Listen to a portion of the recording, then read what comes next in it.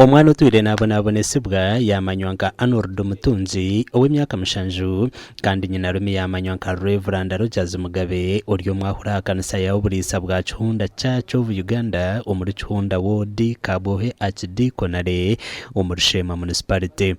Bakakutira bata bakanteza bakanteza kuba yabimusonyera kanyaro mu kabaketi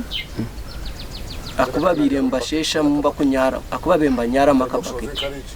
enkari ya umukasheshe kwimukanaza kushoma yamwibo munzu kiyizero mwazyo bamutera bwo kusigamo enkari ejo. Omwana ogu bwanyuma yo kumutera bakamuhenda omukono ashazire mu yahungo munju shahanka mukagaze kiro kandi atorotwirwa babire nibaruga kureba omupira nimwaje kubusesere twamucheza owa cancer. Abakristayo ba Chihunda Church of Uganda abutwaganiraho nabo bagira ngo Reverend wabo Rogers ababerire shicwero. Rwanda atuburizo businja abana bakazo mu kibera cyekanisa kushenya kubabire batandika kushenya omwahana mahigiro mu kiyenje yarwo mu kanisa akabaya kikati giciro cya Mariamu yashuma abandi abana biruka bamusiga uwo yashangireho yamwako muhoro yamutera yamukora kubi ogo mwana mbere ni munyiga. Twaganiraho na chairperson w'entebe yo kubanza kandi yatugira ngo Reverend yasemya keshatu ari kutunzuza umwana ogu ngo konkabire nayanga koti anyukuna murebere nasasa nagira ntabanyu bamarwa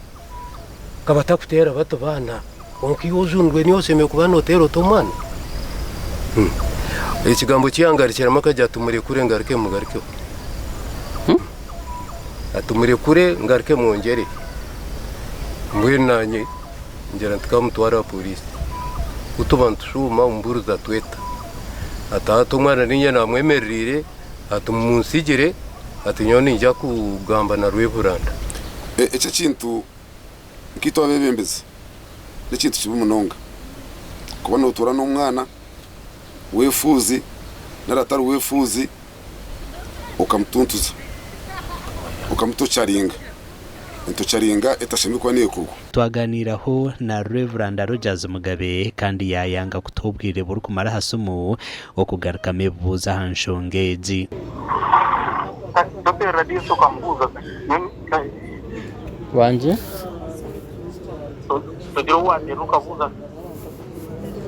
kashoka ni abo kumusha ngomba guteka ari that's why nateriwe. Omwana ogu nefuzi bwanyuma yo kufirwa nyina kandi shetaru kumanywa amakuru agagasha kwa mayiko atwakire